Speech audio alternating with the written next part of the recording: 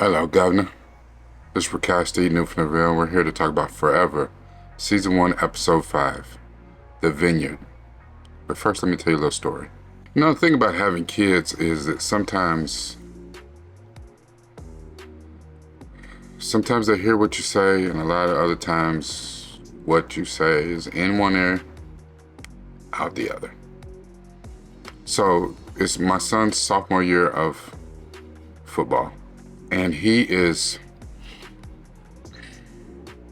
really doing his thing on the field. And I'm proud of him because he's pouring himself into practice. He pours himself into the weight room. Like, he's really going hard at being great. And really, that's all that you can want for your kids. But come game days, he's not quite getting the opportunities that I think he should get. Now, the funny thing about that is probably the same sentiment every parent has, because they think that their kid is the star. Doesn't matter if their kid sucks. They think my baby is better than everybody on this team, and even your child might be the worst. Not the case in my kids. No, he is not the best player on his team. He's not. He's one of the hardest workers on his team. There's some other kids that are more talented than him today. But there are some kids that you can see without a shadow of a doubt that the coach has a certain amount of favoritism towards his kids for whatever reason. And these kids get a considerable amount of time on field. They don't ever feel the brunt of, the coach's ire. If he's pissed off, he'll holler and rant and rave at just about everybody kid except for a few kids. One, it's obvious why he don't say nothing to this kid. Then there's a couple other kids like, did you adopt them or something? Do they live in your house? Like, why are you like that? Now, I'm not saying that my son should have supplanted the kid that was ahead of him, but he should have got more opportunities. He should have got more plays.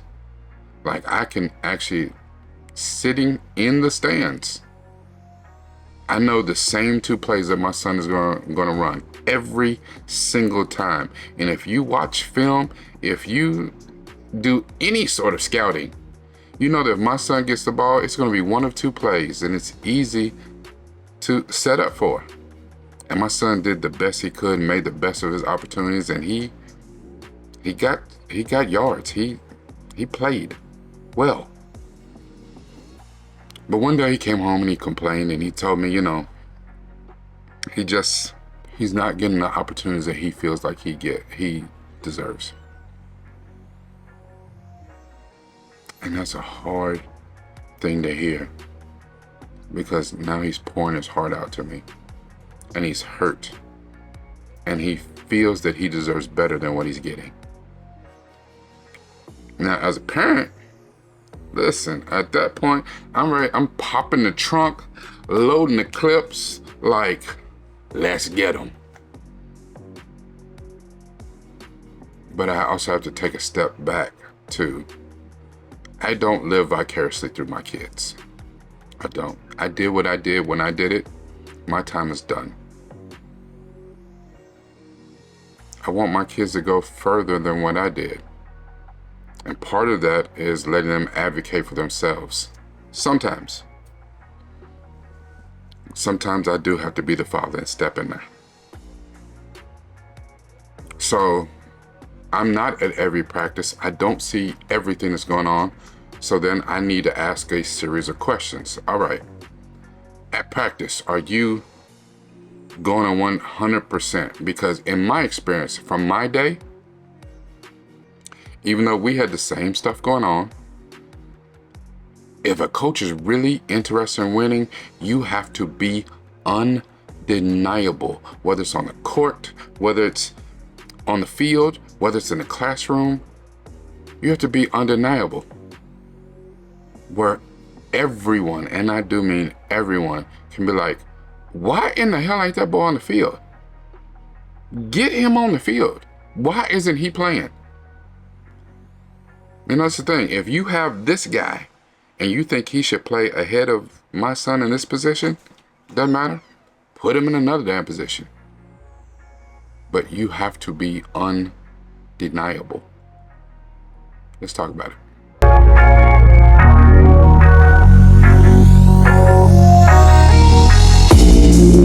Hello, Governor. This is Rakai Steve Newfoundville, and we're here to talk about Netflix's Forever, Season 1, Episode 5, The Vineyard.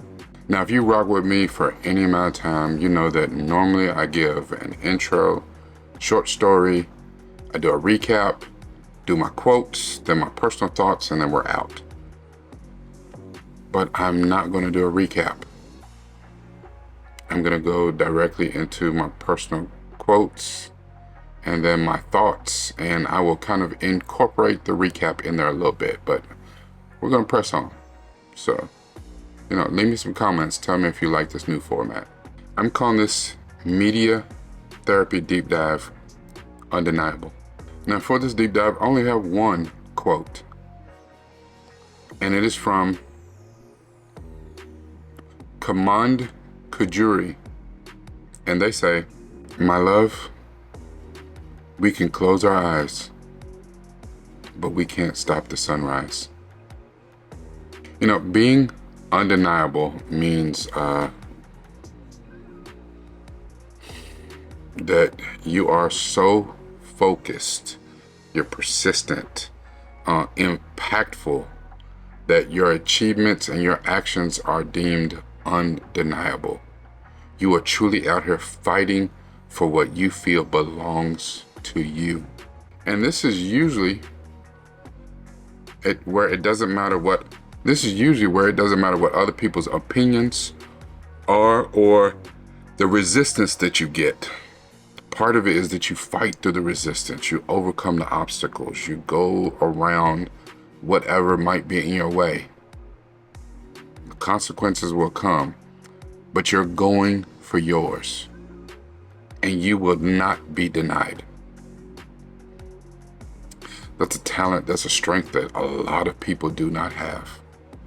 At the first sign of a problem, first sign of an obstacle, they figure, okay, can we go around it? Which is logical. But most people never think, can we go over it? Can we go under it? Can we go through it? A lot of people will give up at the first sign of hardship. Now, that could be in sports, because of course, we're talking about sports, and we were talking about Justin and his pursuit of not only playing basketball, but now his pursuit of getting into Northwestern and applying himself to his academics. We could talk about Keisha and her applying herself to track and applying her academics and everything that she's got going on so that she can get into Howard. We could talk about their relationship, because this does apply to relationships, whether it's family, whether it's friends, whether it's work, whether it's romantic.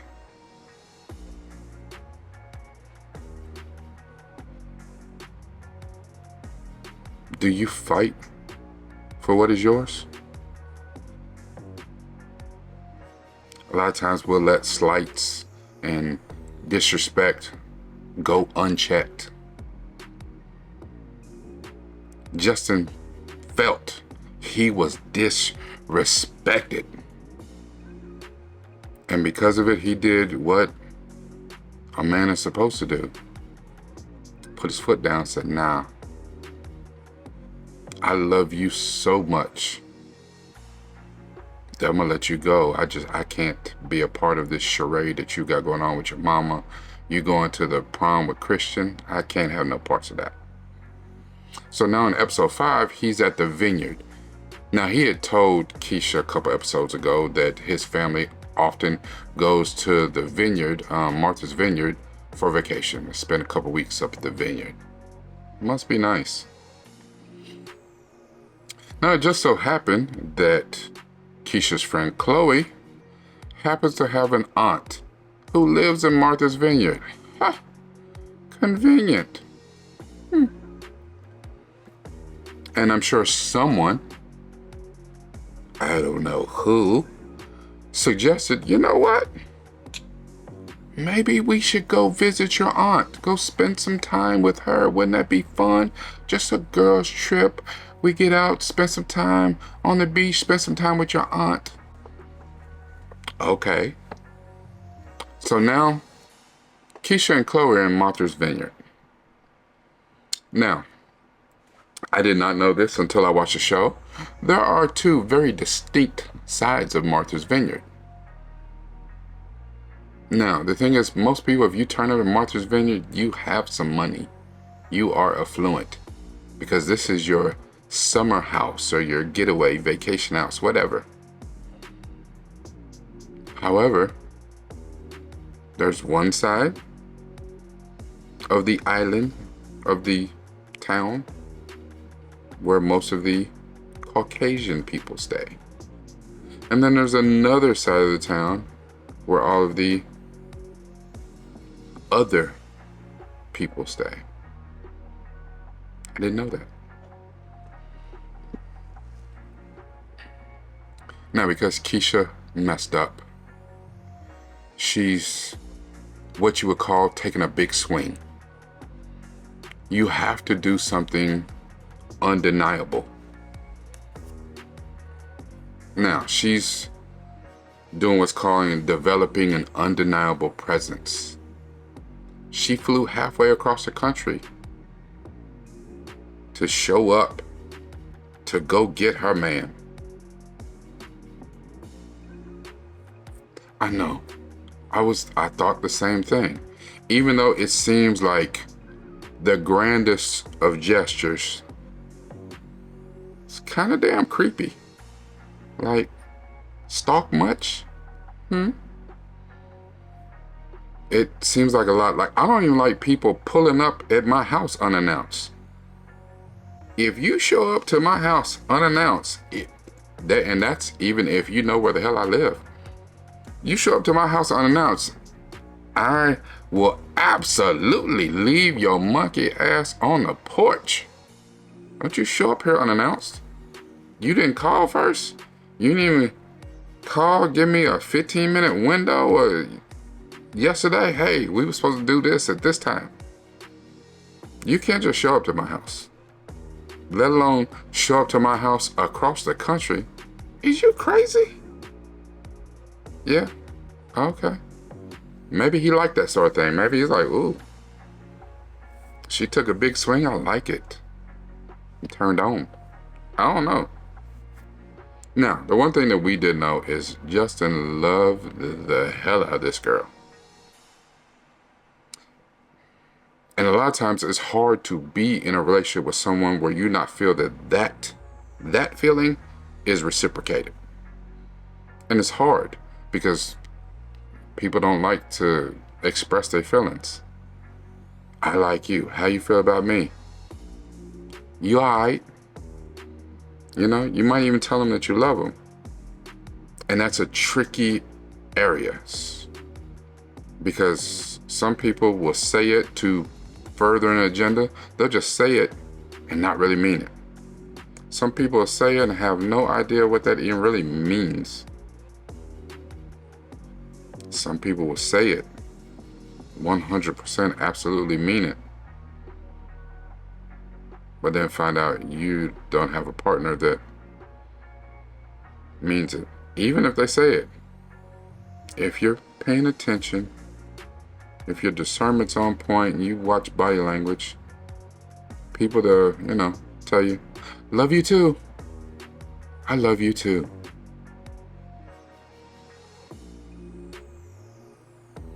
Yet they never say it first. It's a knee-jerk reaction.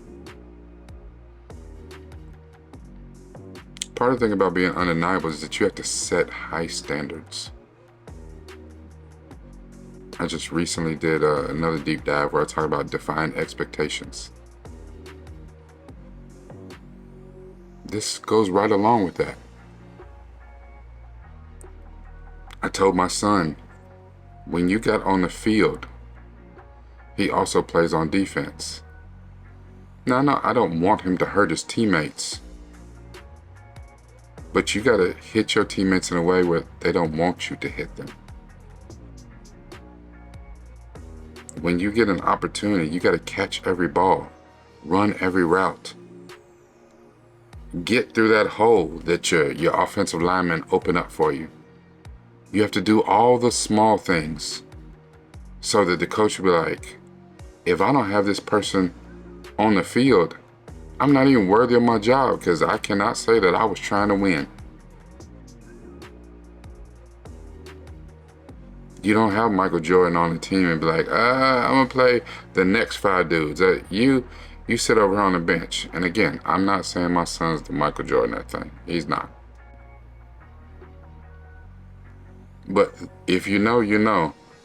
You got Michael Jordan out there. You got Scottie Pippen out there. You don't leave Ron Harper on the bench. What? He's on the floor. All the intangibles, all the stuff that he does. And if you know, you know. Part of the thing about being undeniable, though, is that you have to build a powerful mindset. It's all about your mindset. You have to relentlessly pursue your goals. You have to demonstrate unwavering commitment. And then take the necessary steps to get what it is that you deserve. You can't get what you deserve if you didn't take any steps to get it. Nothing's going to fall in your lap. You're not entitled to a damn thing. And if you're going to take the steps, and it doesn't matter if it's a career or relationship or you chasing your dream, if you're going to go get it, damn it, go get it. Now, even as I say this to you, it's almost like this camera is a mirror. And I was like, I hear myself saying it, and this little voice in my head is like, what, damn it, are you going to get it? Yeah, so as I tell you, I'm telling me too. Damn it, go get it. This is Rakai Steed, Newt from the Ville. Make sure that you share this as much as possible. Like this, leave me some comments. I could have went way more into depth and done more in a way of a recap of this episode, because this episode is phenomenal. This episode probably deserves Emmy nominations, in my opinion. It's wonderfully done, showing love, not just between a young black couple, just showing love. Keisha messed up. She traveled across the country like a crazy little stalker girl that she was to go get her dude.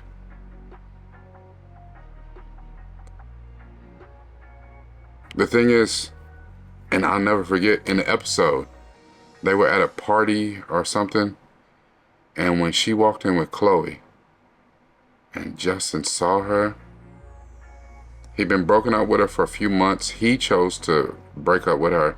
He blocked her on everything. But when he saw her, his face lit up. Like he smiled from ear to ear. Because everything, the heartbreak, and you saw at the end of episode 4, you saw how he sulked and brooded all of the beginning of episode 5. All of that left his body. You know, to Keisha's credit, how can I tell you I messed up? How can I be there for you. How could I show you how much I want you if I don't make myself available and be undeniable?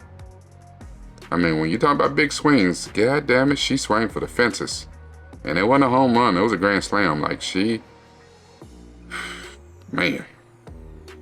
And that's on top of all the other wild stuff that happened in the Vineyard. You know, the damn near kissing cousins kind of thing. And, you know, they, some flat back and them, like, really, listen, when they made up for lost time, damn it, they made up for lost time. Steamy, spicy. Anyway, if for some reason you have not subscribed, hit the button, subscribe, watch some of my other videos, not just forever, watch some of these other videos. Something may resonate with you.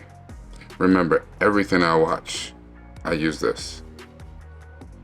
But it's even better when you're able to use this.